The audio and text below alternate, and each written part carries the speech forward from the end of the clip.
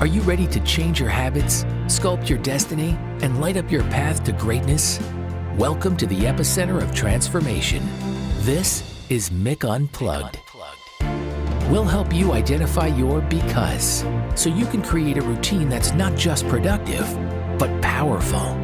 You'll embrace the art of evolution, adapt strategies to stay ahead of the game, and take a step toward the extraordinary. So let's unleash your potential. Now, here's Mick. Ladies and gentlemen, welcome to another amazing episode of Mick Unplugged, and today we're going deep. We're going deep into the realm and the story of transformation, resilience, and leadership. From relentless discipline in the boxing ring to the strategic arenas of corporate success, joining us is someone that I've looked up to for a very long time, not because of what he achieved in the boxing ring, but what he's achieved out of it and the man that he is and what he stands for. It is my distinct honor and pleasure to welcome my man, Mr. Jameel McCline. Jameel, welcome to Thank Mick you so Unplugged. much for having me, brother. I appreciate it. I'm very excited to be here. Man, I am excited as well. And, you know, huge boxing fan, huge fan of yours. And I always tell people this, man, like I heard this saying, you play tennis, right? You play basketball, you play football. You don't play boxing. Yeah. You don't play boxing, right? When you step into that ring, it's a different animal. It's a different beast. A lot of people aren't cut out for that, right? So for you, and we're going to talk a lot about your story, man. Like, what got you into boxing? Like, what made you say, this is what I'm going to do? Really cool story behind it. It'll take me 40 seconds to tell it. I was 25 years old. I just gotten out of prison. I was in a gym in Staten Island, New York, working out. And it wasn't a boxing gym, which is a regular workout gym. Some guy comes over to me, this German guy. He's in his mid to late 40s, Ron Ruther, hardcore German, and he came to me and he said, "Hey, man, you want to be a boxer?" It's a true story. So I was like, I don't know. I mean, who knows? So he gives me his card and says to me, "Hey, give me a call. We'll talk about it over steaks at Peter Luger's." So I go to the guy, I say, okay. And I go to the guy who ran the gym and I said, "Hey, that guy wants to take me to Peter Luger's, talk about being a boxer." And all he said to me was, "Hey, man, Peter Luger's is one of the best steakhouses in the city." So I thought to myself, I just got out, like not a few months ago. I couldn't afford a steak, and I didn't have a steak those 5 years I was in. So I literally only went for the steak dinner. The man convinced me to move into his basement and live on a cot. And that man made me everything I am today. Wow. Yeah. That's amazing. Yeah. That's amazing. The next day I was on his basement floor sleeping in some, hey, listen, I was in solitary confinement for years. So sleeping in the basement on the floor in a cot, and it was all weights. It was like a weight room. And that's just where I lived. I lived in the weight room for 6 months. I love it. I love it. I love it. We talked offline about transitioning out of boxing and how some of your peers and some of the people you looked up to didn't handle the transition right. And I know that there are a lot of, forget boxing, there are a lot of former athletes, right, that don't handle the transition, right? Because when you retire from professional sport, you're still a very young person in society, right? But a lot of times we don't look at it that way. And these are my words and not the words of Jameel, right? Some people hang on way too long and they try to live on that glory instead of saying, I've mastered this. Let me go master something else. Like, what was that like for you? What was that spark for you that said, okay, I need to go master and be the person I'm supposed to be, not this athlete? Well, I'll tell you now, it's honestly speaking, it is as frightening as starting a boxing career. Any transition that you have no idea where you're going to end up is frightening, right?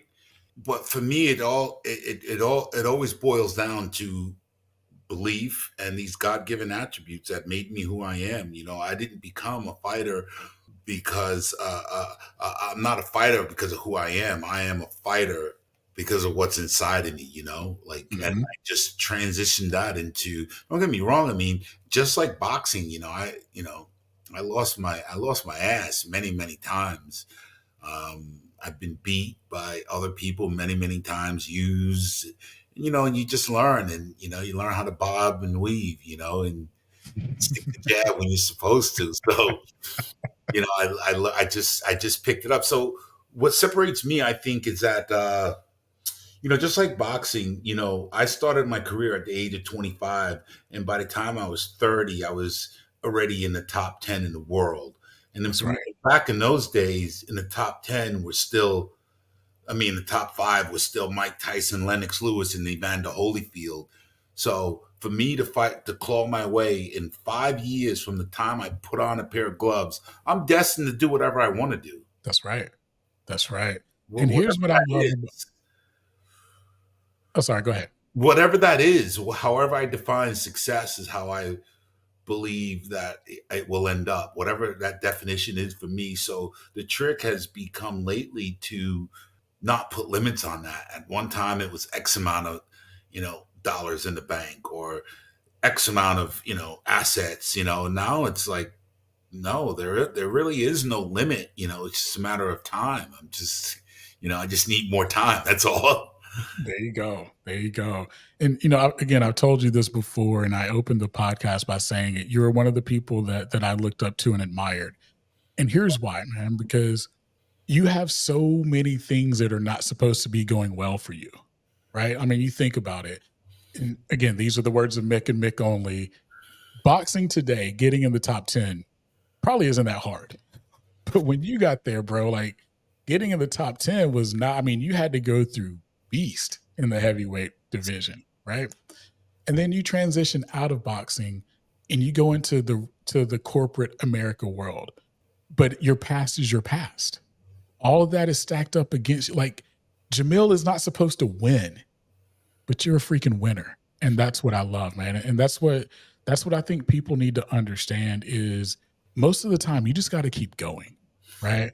Like you're going to have bad days. You're going to have bad moments of days. Like every day is never going to be perfect. But you just got to keep going and you got to have purpose. And again, that's what I admire about you is that.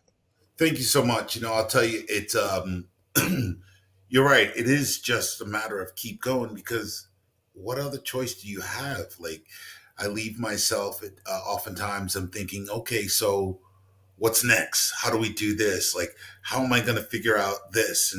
And I remember when I was in the league. I call it the league. It sounds cool. I remember when I was in the league. I would say I got a big show on the table, and I'd say I have no idea how I'm going to do this, but I got the next 12 weeks to figure it out. That's right. And that's when I would start training camp. 12 weeks out. I was a 12-week guy. I was one of those guys that needed to be in camp for 10 to 12 weeks. So just like in my professional life, I really didn't know how we were going to get to the next level and then to the next level, but I did know that if I stayed with it, it would just appear, and just every day chopping wood, chopping wood. So Mhm. it's been a real experience, because there is no doubt that it's frightening going into a new. No one knows you. No one cares. No one cares that you were once, fighting at Madison Square Garden, Mandalay Bay, Caesar's Palace, HBO. They could care less when you're in the boardroom. Oftentimes I wouldn't even talk about, if I'm doing a presentation. I wouldn't even talk about my past, Right. what I did, because I just thought that I just felt that no one really cared. Once in a while, somebody would recognize me and say something, and I'd speak to it. But if your deal wasn't a good deal, they pat you on the back, maybe ask for a selfie, and send you on your way. I've seen it happen many times. I love it. I Yeah. love it. So when you decided to transition and retire from boxing and then go into corporate America, like what was your thought process? What were the things that you had to put in place? Because there's a lot of people listening to this podcast right now that are at that stage. Again, they might not be professional athletes, but they're at that defining moment where I need to change my career for the better. What were those first steps like for Jameel? So it was really difficult because, first of all, think about it. I was big time McCline. I mean, Jesus, I had, my own parking spot, next to the garden. They made sure I had a park.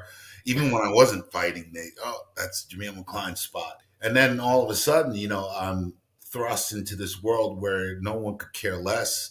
And, I just it just took some, for me, it was a traumatizing experience because I was no longer judged on my name and my skill set. I was now judged on my performance in a new realm, in a new arena with new players, new rules, uh, new bars to hurdle. So for me, it was traumatizing. I will admit that it was debilitating in terms of uh, depression. I fell into deep depression, fell into drug use again after being clean my entire fight career. Picked up cocaine and drinking, and it was terrible for me. But I just woke up one day and just realized that, wow, you're a champion, Jamil, and you were a champion for a reason. So let's get it together. Let's step forward and let's see what we can make happen. And here I am a decade after I retire, and and things are just absolutely phenomenal. That's amazing. And there's people listening that are right there, right? There are people that are in depression, that are in despair, and they think that, or they feel that they can't get out of it. What's some encouragement you would give people? Because again, I know that there are people that are battling this right now. What's some encouragement you would give? So it's really hard to give encouragement on depression because depression is absolutely debilitating. I mean, it's like, I mean, you can go into a room and not leave that room for 48, 72 hours only to eat and to use the bathroom because of depression. Hmm. So as soon as I was able to find my way out, like as soon as I saw like a bright day, in my mind's eye, I would seize on it. I would just run. I would get out of the house. I would call, and they call that the manic stage, when I would just call people. Hey, what's going on? I got this. I got this going on. Hey, I'm looking for this. I got this. Hey, and I just kept pressing forward. So it giving someone advice on how to come out of depression is really hard. I did a lot of I did a lot of yoga and a lot Okay. of psychotherapy with my therapist, to be completely honest. No, that's awesome. And again, I think those are things that people need to hear. And I'm just going to say this, especially people that look like Jamil and I, right? Like sometimes our egos get in the way and we don't want to seek help, or we Right. don't want to call our buddies and let them know we're going through dark moments, or I just need someone to talk to. So for people that are listening, I'm going to say this. Number one, pick up the phone and check on your people. They probably need you, right? And then number two, when you receive that call from a friend that maybe you haven't heard from in a while, there's probably a reason they're calling. Pick up the doggone phone, because you never know that moment when just a simple hello, how are you doing? I wish I Right. was. I wish I had given that advice, because that's so true. Because I tell you, when you're in that depression, sometimes picking up the phone is a huge step, because people are trying to check on you. They haven't heard from you in a while, and they're wondering what's going on. And you're sitting in your hole going, woe is me, when you actually have people reaching out to you. So, to your point, I actually started, that was the first thing like that. As soon as I saw a slither of light, and I got a phone call. Okay, hey, how's it going? Hey, Jamil, hey, I'm looking for this, or I got this going on. Sure, I'll show up. That's the first step. Just being brave. That's one of the things that set me apart in my career as well, was that I was absolutely courageous. Mm. Sometimes to the point of psychosis. I was crazy. I was so brave. I was like, I didn't care. I didn't. I was like, oh, okay, you want me to you want to put me in with Lennox Lewis? I got 12 fights, had no amateur career. Okay, and Let's go. 100 rounds later, I started winning a few. A few. Mhm. I want to make that clear. Just Lennox. You won more than a few, brother. You won more Lennox, than a few. I'm talking about sparring sessions with Lennox Lewis. Oh, I got you. Yeah, yeah, I yeah, That's awesome, man. And you hit on a couple of things that my mentor talks to me about. So Les Brown is my personal mentor. And in our podcast, he announced to the world this phrase called the Mick factor. So MICK. So mastery, imagination, courage, and keep going. And you've actually hit on all of those because that's what you're talking about, right? You had to master something in boxing. You had to master something outside of the boxing world. You just talked about the imagination to say, okay, I'm going to go spar with Lennox Lewis, right? Like I have the imagination that I can be a top 10 fighter. I can be a contender. You've hit on courage so much. And we opened the podcast talking about keep going. It's just amazing how like your story transcends into me and what I do too. And I'd love to hit on mastery because I think that's something that's really important for people. You had to master a lot, right? In the ring, right? Camp. You have to master a skill. You just don't get in and just box, right? Like there's a lot of things that you need to master. And then outside of the ring, you had to master something else. So I'd love to do this twofold. Like, how did you learn mastery from a boxing perspective? And then how did that translate over into your corporate world? Attrition. That's how I learned mastery. Attrition.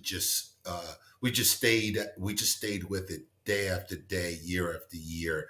We just back in my career, I remember, the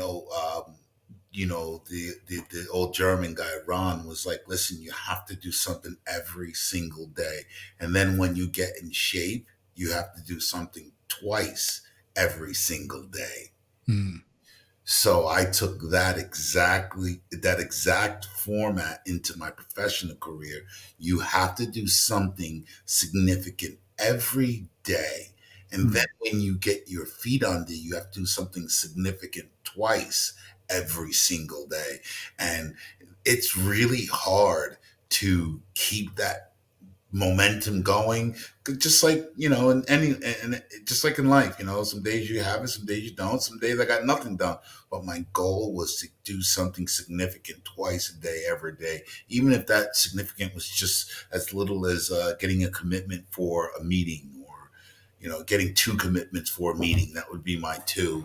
And then what I had to master was in corporate America, I had a very I'm just a, big, happy, strong, outgoing guy. I have zero to prove, and that comes through in my personality and my energy, and people are just drawn to me. And I was very fortunate to be around some of the smartest people here in South Florida, and I was able to connect them through my network nationwide and worldwide as well.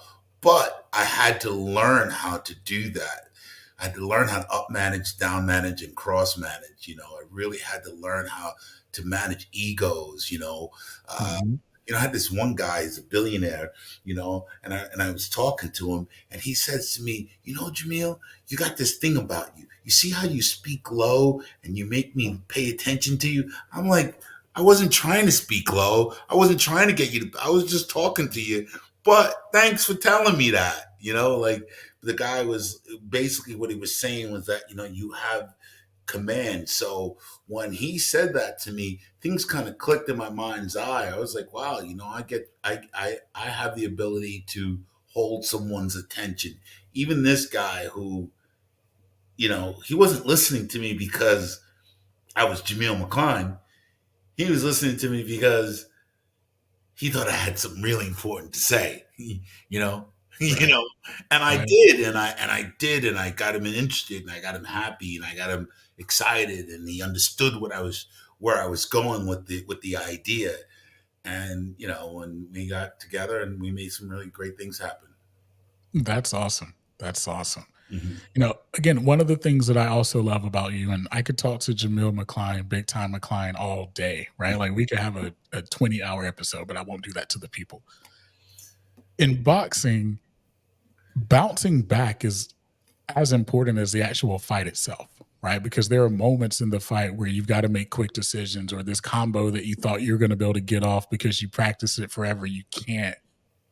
How did that translate into your corporate world too? Because again, bouncing back, having strategy, and being able to adapt quickly, I think are big facets. If I look at every power leader, that's what they do, right? And that's who you are. Adaptability, we talk about that often, my partner and I, and adapt or die.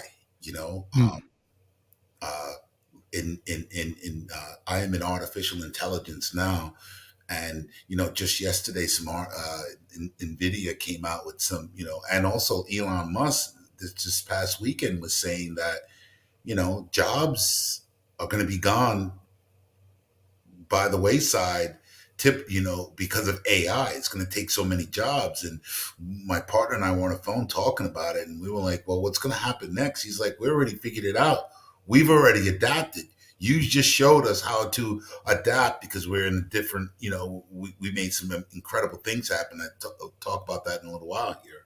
But it's all about adaptability, just like in the ring, just like you said, you're getting ready to make a move. He counters with something. You got to have the ability to adapt. And we've been able to adapt. When I say we, I mean me, my family, my loved ones, my partners. We've just been able to adapt like on the fly and make sure that we're, and make sure that we're bringing value to whatever service that we're trying to provide to our client base, especially in the ever-changing world of technology. Moore's law says that technology changes every 18 months. Well, that's gone. Now it's every 6 months technology is changing. correct. So you really have to be on the cutting edge of whatever it is you're thinking of doing or whatever it is you are doing. You have to be on the cutting edge because AI, automation, iteration is here. It's here, and I just feel that all enterprise level organizations that are not prepared will be swallowed up by organizations that are prepared, and the smaller ones that are prepared will become the bigger ones. All day. And you hit on a phrase that I just wrote down, and I'm going to give you a lot of props: adapt or die, right? You hit on it. This world is ever changing at a much faster pace than we've ever seen in the history of life. And if you're a business leader and you're not adapting, like I can't tell you how many folks I talk to that have a 3-year plan or a 1-year plan, and it's a piece of paper that they review once a year. I'm like, if you review your strategic plan once a year, you're set up for failure, and you're probably not going to be in business in the next 3 to 5 because the world is evolving that much. Technology, AI, they're coming for us, right? And for those that don't want to embrace or that don't adapt, you're going to not be here from a business standpoint. So I love that thing. Correct. I love that. Correct. I oftentimes, we have, powwows with my partners and and if we just feel that with, to be a true leader in any vertical, it doesn't matter, right? To be a true leader, adaptability of the technology now and learning what that technology is. Like, again, I'm really fortunate because I have God-given attributes that allow me to transition and adapt. And I've had that since I was a kid. When I went into orphanage at 7 years old, I adapted very quickly to being alone. I was able to tolerate. I remember it was very stressful at the beginning, nightmares as a young kid, but then I just adapted and I'm just a happy kid all the time. And even though I was separated from the family, it's just who I am. And yeah, adaptability. Absolutely. I love it. I love it. All right, I'm going to rapid fire a couple of questions for you Please. before we find what Jameel's doing now. So, toughest fight. The toughest fight I had, I won. It was a 12-round fight against Shannon Briggs. Every time the man hit me, he hurt me. When I say hurt, I mean I was concussed. Every time he hit me, I was concussed. I got concussed maybe 12 times in that fight. Mm, mm. Big Time McCline's favorite punch or combination to throw. So the the right uppercut to the body, the left hook to the head, the straight right to the head. Mm. I had to sit back in my chair for a moment just in case you were about to throw it really quick. So that's the right uppercut, the left hook, and the straight right down the pike. It was just my fastest, most effective punch, and it got me out of a lot of trouble in my career. Because I always put guys on my shoulder when I would throw it. They would be right on my shoulder, and I just hit the belly, hit their chin, and hit the chin again. Good night. That's deadly right there. That's deadly right there. All right. So we talked about your toughest fight. Easiest opponent that you ever faced? Michael Grant. All right. I stopped him in 43 seconds. Good God. What was the knockout? What was the move? I came out. Okay, so it was a very, very, very first punch of the fight. I came out. We're in the middle of the ring. We're going back to the ring. My trainer said, everything we worked on, forget about it. Go out, hit him with a left hook. I looked at him. I was like, what? He goes, go hit him with a left hook. I walk out, hit him with a left hook. He goes down. Later, we talk about it. I say, why? He goes, I said, Jimmy, why'd you do that? You changed it right at the end there later. And he goes, son, it was old Jimmy Glenn. He always called me son. He goes, son, I saw his legs shaking, and I didn't want him to get any courage. So I wanted you to hit him with the left hook. And it worked. Let it be known early, huh? Yeah. All right. And then last rapid fire. Any camp superstitions? I've heard some stories of boxers and their superstitions in camp. When I went to camp, I was celibate.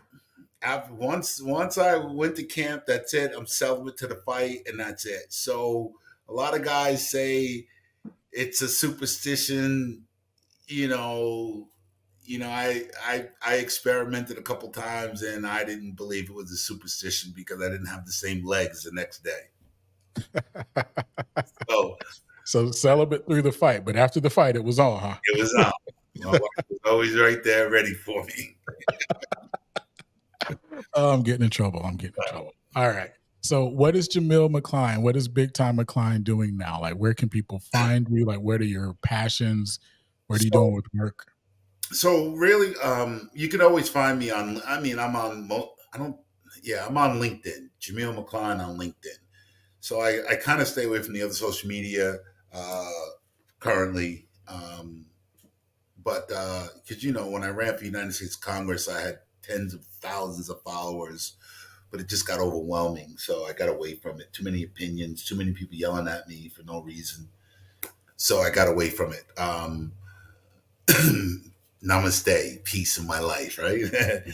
So now I'm in artificial intelligence. We developed a product. We're first to market with a amazing product. We're able to hyper-personalize video from data. So in other words, if you give me a data set, I can turn that data into video at scale by the millions on demand immediately. So I can put out a million videos for a company, and I can do that just using data in less than an hour. Any type of data set? So you're talking any type of data set, like name, number, address, the car they're driving, the car they like, or the car they have, or the trade-in. So we're specifically in the automotive industry now. We have in the last 3 months, we've had an incredible run. We've been able to bring on about 70 million in new business in just 3 months with the product. The product, no one else has it in the world. We're the only ones in the world that can render 1080p video at scale on demand immediately using only data. So if you go to my website, or our website, Tech Pedal, TECH Pedal, like technology pedal, PEDAL.io. It'll give you some because it moves so fast. Like I said, the industry was, like I was saying earlier about adaptability and changing. The industry was moving so fast. We had to come up with a product. We were doing well. We had many. We had about 400 different rooftops, automotive rooftops that we were servicing with some technology or another. Coming into September of last year, we sat down, had a post-mortem after a meeting, didn't like how it went, really understood the position that we were in, came up with a product that no one else in the world has.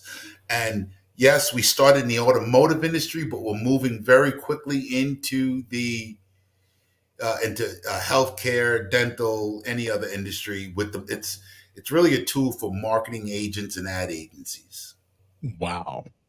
I mean, I've been, obviously my ears perked up the entire call, but 70 million in 3 months?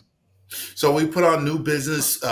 We've been able to sign some of the largest automotive ad agencies in the country, from Affinitive to Solara to Vista. Vista, that's I forget the brother's name, but it's a $96 billion fund. We've already been offered a buyout. Of course, we're not going to take it.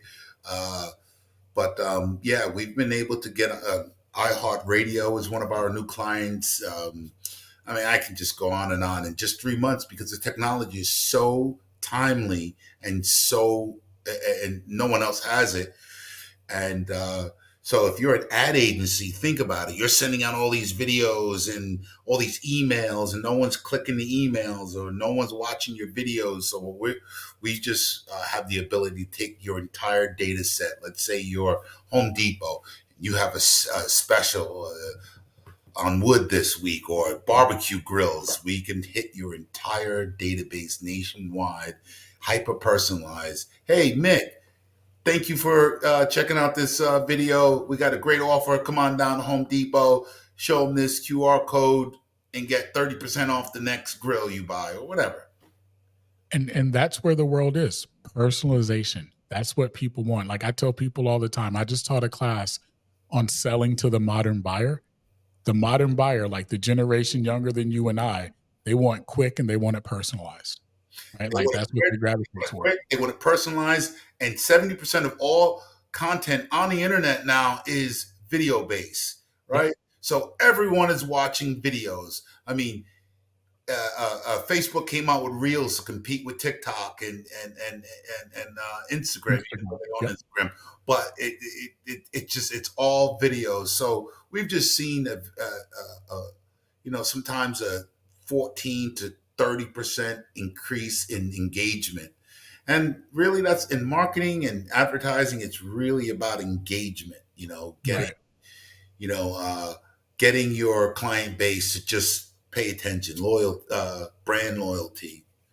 So, and I'd like to say we got a great company that on LV, what's that? The Louis Vuitton Moet Hennessy, LVMH. Mm-hmm. That brand. I'm not a Louis Vuitton, I'm not a brand guy, but because that brand is that Louis Vuitton, the Hennessy, the Moet brand, we got that brand. We're doing marketing for that company as well now. And actually, we don't do the marketing. They're using our tools in their platform. Wow. Yeah. So we had a meeting recently with some guys, and they were like, so you guys are, and I was telling them, listen, we're the best in the world at what we do. And he was like, and he didn't know I was a fighter. He didn't know I was amongst the best in the world. Mm-hmm. And I was like, listen, this is just what we do. This is how we are. This is what we believe in our souls. We believe that we are the best. Even when we weren't, we believed it, right? That's right. Now we came out with this product, and 4 months later, we're 70 million in new business.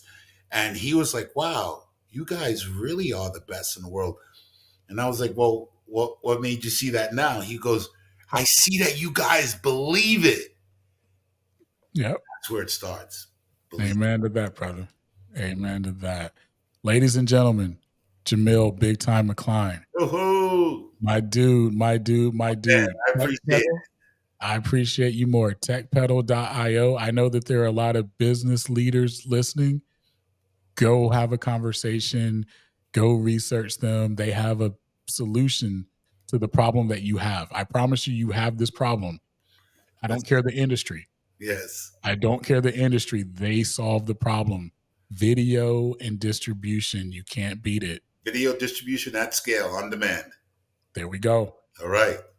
Everybody remember, your because is your superpower. Unleash it. Jameel, I love you, brother. Thank you, brother. Love you too, man. Thank you very much. Thanks for listening to Mick Unplugged. We hope this episode helps you take the next step toward the extraordinary and launches a revolution in your life. Don't forget to rate and review the podcast, and be sure to check us out on YouTube at Mick Unplugged. Remember, stay empowered, stay inspired, and stay unplugged.